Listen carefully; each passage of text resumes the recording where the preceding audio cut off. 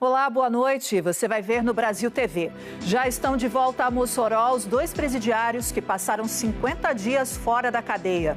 A polícia investiga quem deu apoio aos criminosos enquanto eles estavam foragidos. A Polícia Federal prende uma advogada que tentava despachar 14 arraias vivas no aeroporto de Manaus. Em Mato Grosso do Sul, drones flagram motoristas cometendo infrações no trânsito. Você também vai ver. Milhões de pessoas sofrem sem fornecimento de água na região metropolitana do Rio. E vendedores se aproveitam desse drama para aumentar e muito o preço das águas dos mercados e também caminhões-pipa. E ainda, tá vendo esse menininho? Ele agora faz parte de uma associação de pessoas com altas habilidades. Sabe por quê? Com 3 aninhos de idade, olha aí o Ravi lendo o texto que a repórter escreveu. O Ravi é bonito e inteligente. Parabéns! O Ravi é bonito e inteligente. E o Ravi também faz contas, hein? A gente mostra essa história daqui a pouco. Hoje é sexta-feira, 5 de abril, agora no Brasil TV.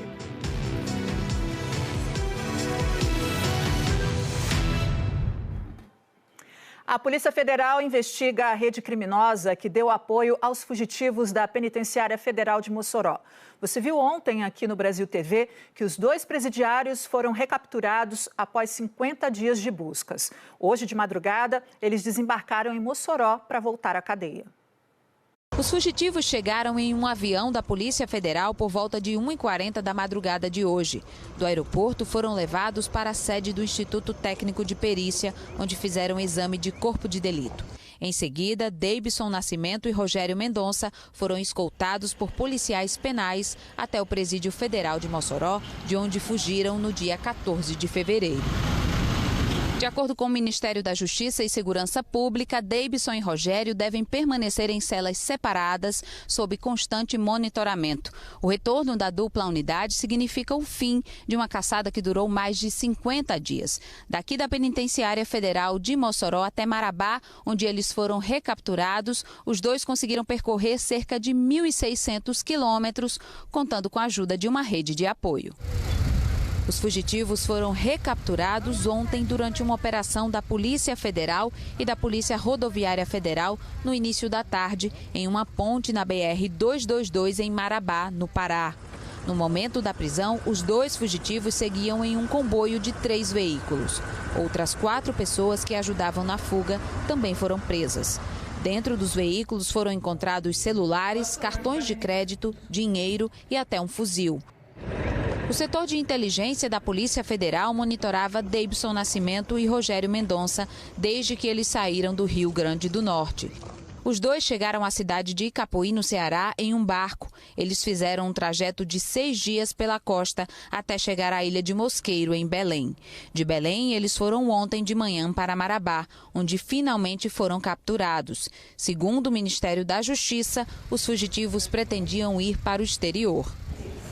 Deibson e Rogério fugiram por um buraco na parte de trás da luminária das celas. Eles ainda cortaram a cerca usando uma ferramenta que era utilizada em uma obra que acontecia na unidade.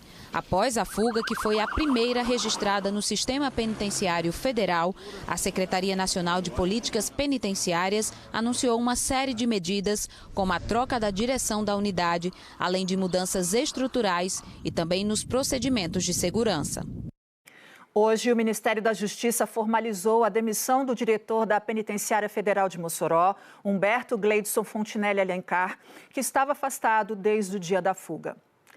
A Polícia Federal prendeu uma advogada no Aeroporto Internacional de Manaus, no Amazonas, quando ela tentava despachar 14 arraias vivas. Ela é suspeita de envolvimento com o tráfico internacional de animais. As 14 arraias estavam escondidas em 3 caixas de isopor. Cada uma foi colocada em um saco plástico com um pouco de água. De acordo com a Polícia Federal, a advogada Nayane Pimentel de Mello foi presa no Aeroporto Internacional Eduardo Gomes, em Manaus, quando tentava embarcar para São Paulo com as arraias. Já há uma linha investigativa indicando que há um possível tráfico internacional desses animais. Encontramos até anúncios desse animal, por exemplo, indicando o valor de comércio de $2.000. Segundo a Polícia Federal, a advogada tem uma empresa de transporte e comércio de animais. E era por meio dessa empresa que ela vendia as arraias, que é um animal silvestre ameaçado de extinção na Amazônia. Nayane foi presa em flagrante pelos crimes de falsidade ideológica, maus tratos, biopirataria e exportação ilegal. As arraias foram apreendidas e estão na sede do IBAMA, em Manaus. A investigação vai tentar identificar os compradores das arraias. Produtores perderam mais de 400 toneladas de peixes em Minaçu, no interior de Goiás. O repórter Márcio Freire está acompanhando esse caso. Olá, os tanques usados para a criação dos peixes estão abarrotados de tilápias mortas. Os peixes começaram a morrer no último domingo. A criação é feita às margens do lago Canabrava, a cerca de 25 quilômetros do lago Serra da Mesa. Os produtores acreditam que os peixes morreram por conta da baixa oxigenação da água da hidroelétrica do lago Serra da Mesa. Os peixes eram produzidos para abastecer o mercado em Goiás e também no Distrito Federal. O prejuízo aos dois produtores ultrapassa os 5 milhões de reais. A Secretaria de Meio Ambiente de Minaçu informou que trabalha para identificar as causas do impacto ambiental. A ENGIE, que opera a usina de Cana Brava, disse que foram coletadas amostras para analisar a qualidade da água. A hidroelétrica de Furnas disse que as análises e medições feitas na usina de Serra da Mesa não indicam relação entre a operação da usina e a morte de peixes. Voltamos aos estúdios do Brasil TV. No Acre, forças de segurança do Brasil e do Peru impediram uma tentativa de migração ilegal na fronteira entre os dois países. O repórter Andrew Amaral, direto de Rio Branco, traz os detalhes. A operação conjunta ocorreu em Assis Brasil, cidade do interior do Acre, na região de fronteira com o Peru. Uma ação na noite desta quinta-feira identificou um grupo de 18 cidadãos vietnamitas que estavam sendo guiados por um coiote brasileiro. O coiote orientava o grupo a atravessar a pé a fronteira em Assis Brasil, evitando assim a detecção pelas autoridades. Contudo, ao chegarem em Ampare, do lado peruano, o grupo foi abordado e detido pela polícia local. As autoridades envolvidas reforçam a importância de combater práticas ilegais de migração e da colaboração internacional para enfrentar desafios comuns nas fronteiras. Volto com você. Criminosos estão se passando por advogados para enganar pessoas que têm pedidos de indenização na justiça. Mas olha, a dica para não cair no golpe é muito simples. Conferir sempre com o Tribunal de Justiça antes de tomar qualquer atitude. Os criminosos se passam por advogados para enviar mensagens de texto para uma possível vítima.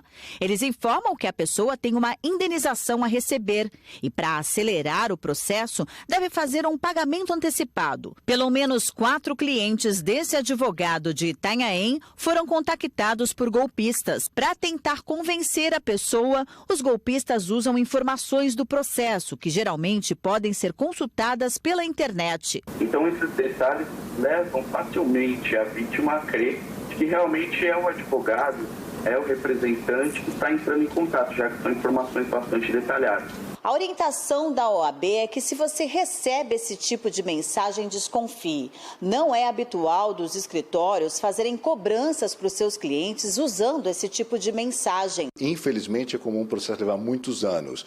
E quando vem uma notícia dessa, o cliente fica esperançoso, mas infelizmente essa prática não é usual e não é crível que se peça dinheiro para se agilizar o processo. É para entrar em contato com os escritórios. Com uma ligação você resolve isso. Golpistas se passaram por esse advogado. Eram números distintos, mas evidentemente com DDD aqui da nossa região. E com a foto profissional, seja a minha, seja o próprio logotipo do escritório. Como a área em que atua é criminal, os criminosos entraram em contato com os clientes pedindo pagamento de honorários atrasados. A pessoa, de fato, pode se recordar que tem um débito e fala, não me esqueci, eu vou saldar aquilo. E com isso você alimenta o golpista, porque ele precisa de informações para agir. Nós pedimos para todos os colegas para fazer o BO, entrar em contato com a OAB para a gente poder tomar as medidas cabíveis. Drones estão flagrando motoristas que cometem infrações no trânsito em Campo Grande, capital de Mato Grosso do Sul. Em um único flagrante, 2 carros estacionados em cima da faixa de pedestres. O motociclista pega a passageira estacionado também na faixa. Esse estava ao telefone e ainda usou o aparelho para fazer uma foto. O outro dirigia sem o cinto de segurança. Os flagrantes foram feitos com drone. O aparelho equipado com uma câmera de alta definição é a nova ferramenta da Polícia Militar de Trânsito em Campo Grande.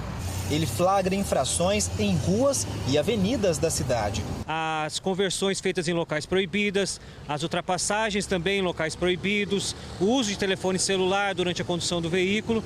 E a gente consegue observar essas infrações através da identificação da placa do veículo, que é feita pelo drone. Esse drone ele tem uma boa resolução de imagem, a gente consegue colocá-lo numa altura bastante alta, em torno de 4, 5, 6 metros, e a gente consegue identificar a placa e o condutor do veículo. A falta de fornecimento de água em cidades da região metropolitana do Rio deixou milhares de alunos sem aula hoje. Moradores não conseguem fazer a higiene, a limpeza e as tarefas mais simples do dia a dia. E tentando tirar proveito desse drama, vendedores aumentaram e muito o preço da água mineral e da água que vem dos caminhões-pipa. O comboio de caminhões-pipa cruzou a ponte Rio-Niterói, levando água do Rio para a região metropolitana. Água para garantir o atendimento básico em unidades de saúde como o Hospital do Câncer e do Coração, em São Gonçalo. Os moradores tentaram comprar carro-pipa, mas dizem que os preços dispararam. E até terça-feira era R$ 298 um caminhão-pipa.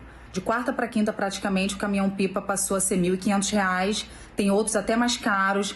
A SEDAI fez hoje novos testes no rio Guapiaçu para checar se ainda há tolueno, produto altamente tóxico usado na fabricação de gasolina e de solventes para a produção de tinta e cola. A cada 1 hora nós fazemos a coleta e a análise dos poluentes que nós detectamos, que é o tolueno, e de tempos em tempos nós temos esse resultado e estamos verificando a tendência do poluente no manancial para garantir que a água que nós vamos coletar é uma água segura para distribuir para a população. As distribuidoras interromperam o fornecimento quarta-feira em todos os municípios que recebem água do sistema Imunana Laranjal: São Gonçalo, Niterói, Itaboraí, parte de Maricá e Ilha de Paquetá, no Rio, o que afetou cerca de 2 milhões de pessoas.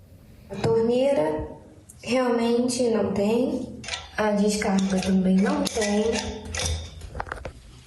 e o chuveiro não caiu nenhuma gota. Alguns moradores tiveram que comprar água mineral. A gente já percebe que as prateleiras estão vazias, a gente já percebe um aumento de preço também. Muita gente comprando água, isso já acontece porque a gente não tem previsão, então a situação é bem ruim.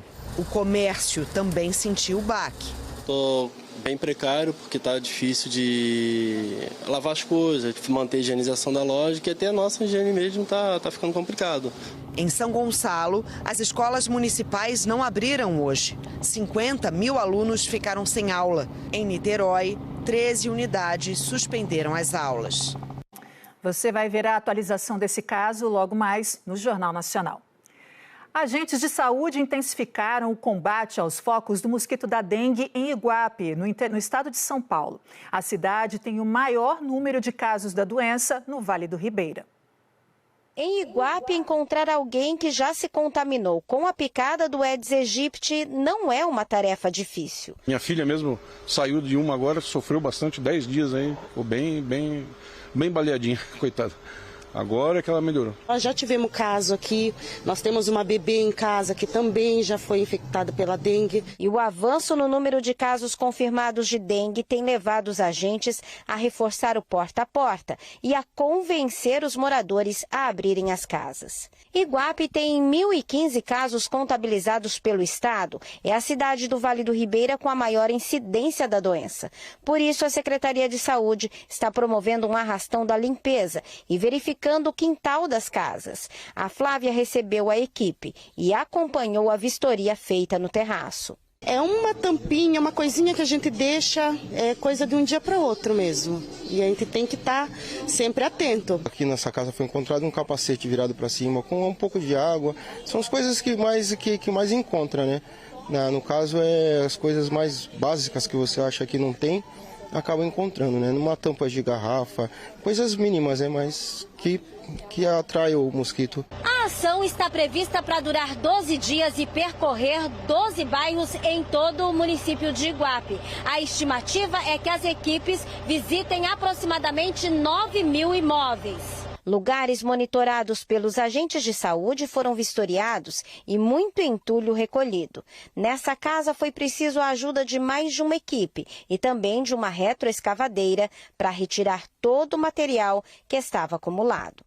Na guerra contra a dengue, o maior colaborador no combate é o morador. Não conseguimos vencer essa guerra se a gente não limpar as residências. Então é importante os municípios abrirem as portas para que a nossa equipe entre e ajude a fazer a limpeza. E a seguir, você vai conhecer o Ravi, que aos 3 anos de idade entrou para uma associação de pessoas com altas habilidades. Ele é ferinha na leitura e nas contas.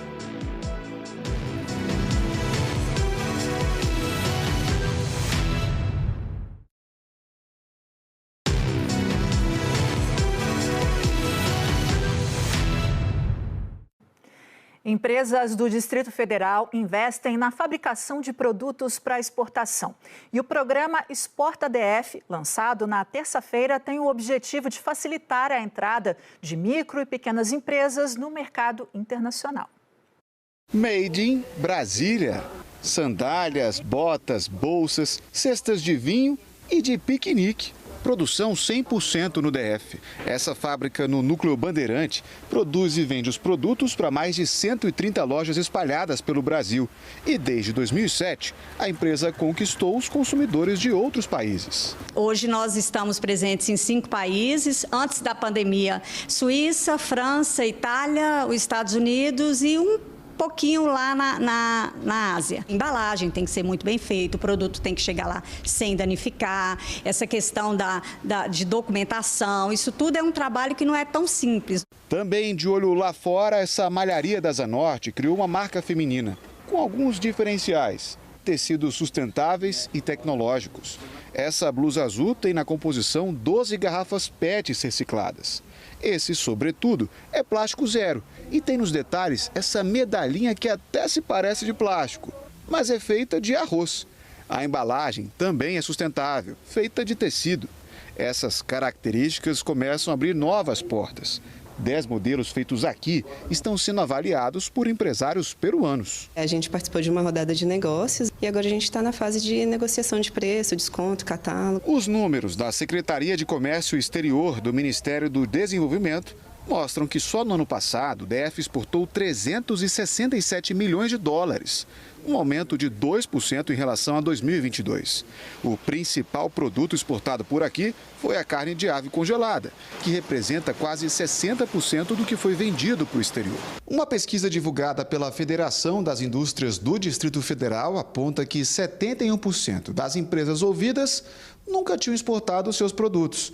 Desse mesmo grupo, mais da metade pretendiam exportar. Mas a burocracia foi o principal obstáculo relatado pelos empresários. O processo de exportação ele é um processo complexo porque ele envolve várias etapas, mas ele é super possível. Existem várias empresas locais que são cases de sucesso no mercado internacional e o que é mais interessante é que às vezes a gente pensa que é só para grandes empresas, mas micro e pequenas também podem exportar e devem, porque isso aumenta a competitividade e ela faz com que a empresa tenha mais benefícios, né?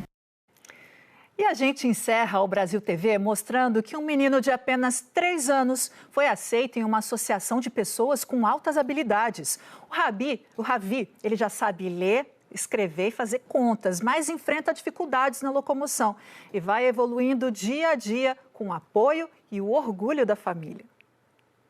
A gente chegou e já encontrou o Ravi brincando, ou seria estudando? Você estuda? Sim. Ou você brinca? Brinco. Brinca e estuda ou só brinca ou só estuda? Estudo. Aos 3 anos, Ravi lê. Aprendo os números.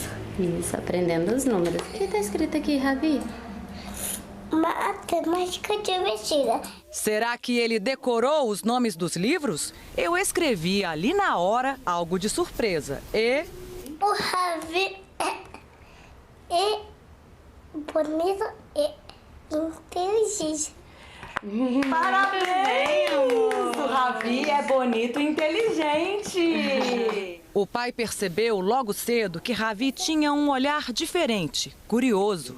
A gente mostrava alguma coisa nova para ele, ele já, assim, explodia de alegria, né? Muita curiosidade.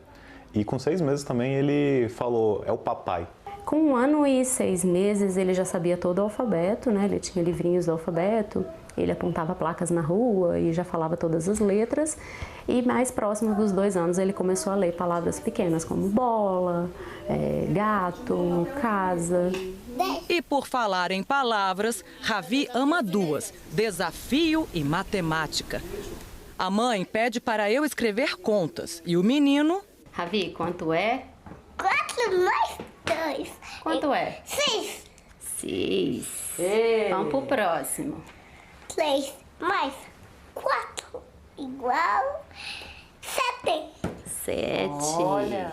Depois, desafio de inglês. Vamos lá, o alfabeto em inglês. A, B, C, D, E, F. E pensar que Ravi poderia não estar aqui para mostrar o seu talento ao mundo. Na gestação, havia a suspeita da síndrome de Edward, que é rara.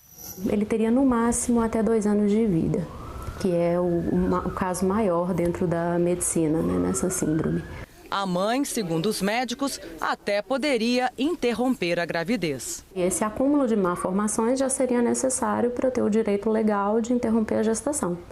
Por essa série de malformações que ele vinha apresentando, aquilo daria poucas chances dele de sobreviver. Mas a gente seguiu em frente, assim, fazendo enxoval, confiantes de que ia dar tudo certo. Suzy fez um exame complexo de análise do líquido amniótico. No fim da gestação, a síndrome foi descartada. Sempre soube no meu coração que ele não tinha essa síndrome.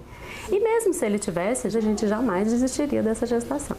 Depois de nascer, Ravi recebeu o diagnóstico de rigidez nas articulações e mioplasia, fraqueza muscular.